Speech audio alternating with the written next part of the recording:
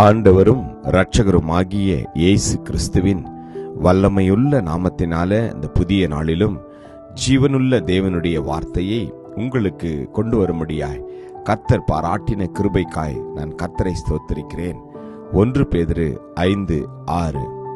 ஆகையால் ஏற்ற காலத்திலே தேவன் உங்களை உயர்த்தும்படிக்கு அவருடைய பலத்த கைக்குள் அடங்கியிருங்கள். Therefore humble yourself under the mighty hand of God, that he may exalt you in due time. ஆமென். கர்த்தருடைய நாமம் மகிமைப்படுவதாக. கர்த்தர் நம் ஒவ்வொருவருடைய வாழ்க்கையிலும் நமக்கு உயர்வை கொடுக்கிற தேவன். ஏற்ற நேரத்தில் அவர் நிச்சயமாய் காரியத்தை வாய்க்க செய்வார். நாம் கீழ்ப்படிந்த இருதயம் உள்ளவர்களாய் தேவனுடைய வார்த்தைக்கு அவர் என்ன சொல்லுகிறாரோ அந்த வார்த்தையின் பிரகாரமாய் நம்மை நாம் தாழ்த்த வேண்டும். தாழ்மை உள்ளவர்களுக்கு அவர் கிருபையை அளிக்கிற தேவனாய் இருக்கின்றார். 5வது வசனம் சொல்கிறது, நீங்கள் எல்லாரும் ஒருவருக்கொருவர் கீழ்ப்படிந்து மனத்தாழ்மை அணிந்து கொள்ளுங்கள். பெருமை உள்ளவர்களுக்கு தேவன் எதிர்த்து நிற்கிறார், தாழ்மை உள்ளவர்களையோ கிருபை அளிக்கிறார். ஆமென். தாழ்மை உள்ளவர்களுக்கோ அவர் நிச்சயமாய் கிருபையை அளிக்கிற தேவனாக இருக்கின்றார். எனக்கு அன்பான தேவஜனமே, அநேக நேரங்களிலே நாம் இந்த தாழ்மையை அணிந்து கொள்வதில்லை. ஆம், குடும்பத்தில், வேலை ஸ்தலத்தில், சபையில மற்றும் நண்பர்களுடைய மத்தியில, பிள்ளைகளுடைய மத்தியில நீங்களும் நானும் தாழ்மையாக இருக்க கற்றுக்கொள்ள வேண்டும். இயேசு கிறிஸ்து இந்த உலகத்தில் வாழ்ந்த பொழுது அவர் மனிதனாய் இந்த உலகத்திற்கு வந்தார். தன்னையே தாழ்த்தினார். மாட்டு தொழுவத்தில் அவர் பிறந்தார்.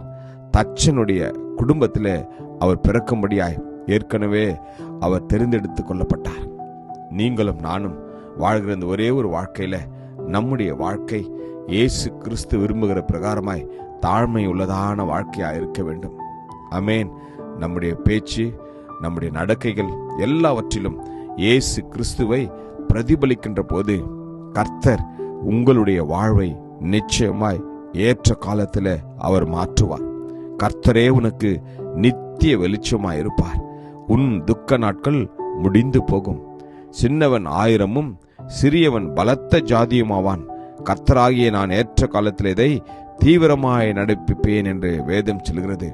ஆமென். கர்த்தர் நிச்சயமாய் நம்மை அவர் ஆசீர்வதிப்பார். ஏற்ற காலத்தில் வானத்தை அவர் திறப்பார். ஆமென். ஆசீர்வாதமான மழையை அவர் பெய்ய செய்வார். ஏற்ற காலத்துல உன் தேசத்துல மழை பெய்யும். நீ கையிட்டு செய்யும் வேலைகள் எல்லாம் ஆசீர்வதிக்கவும் கர்த்தர் உனக்கு தமது நல்ல பொக்கிஷ சாலையாகிய வானத்தை திறப்பார். நீ அநேகம் ஜாதிகளுக்கு கடன் கொடுப்பாய், நீயோ கடன் வாங்காதிருப்பாய் என்று வேதம் சொல்கிறது. இந்த நாளிலே தேவனுடைய வார்த்தையை நாம் விசுவாசிப்போம். கர்த்தர் நிச்சயமாய் நமக்கு கிருபையை தருவார். உங்களுடைய வாழ்க்கையை அவர் உயர்த்துவார். ஆமென். கலாத்தியர்ல நாம் வாசிக்கிறோம், நன்மை செய்கிறதில் சோர்ந்து போகாமல் இருப்போமாக. நாம் தளர்ந்து போகாதிருந்தால் ஏற்ற காலத்துல அறுப்போம். ஆகையால் நமக்கு கிடைக்கும் சமயத்திற்கு தக்கதாக யாவருக்கும் விசேஷமாக விசுவாச குடும்பத்தார்களுக்கும் நன்மை செய்ய கடுவோம் என்று கர்த்தர் நமக்கு கொடுத்திருக்கிற ஆசீர்வாதத்திலிருந்து நாம் நன்மை செய்ய, மற்றவர்களுக்கு கொடுக்க நாம் பழகுவோம். நமக்கும் நம்முடைய பிள்ளைகளுக்கும் நம்முடைய வாழ்க்கைக்கும் நம்முடைய எதிர்காலத்திற்குமே என்று நாம் எல்லாவற்றையும் வைத்துக் கொள்ளாதபடி ஏழ்மையாக இருக்கிற, வறுமையில் இருக்கிற ஒவ்வொரு குடும்பங்களுக்கும் நாம் உதவி செய்ய ஒப்புக் கொடுப்போம். கர்த்தர் ஆசீர்வதிப்பார்.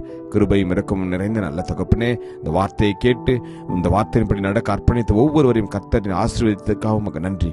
இயேசுவின் நாமத்தில் ஜெபிக்கிறோம் ஜீவனுள்ள நல்ல தகப்பனே. ஆமென். God bless you. Jesus loves you.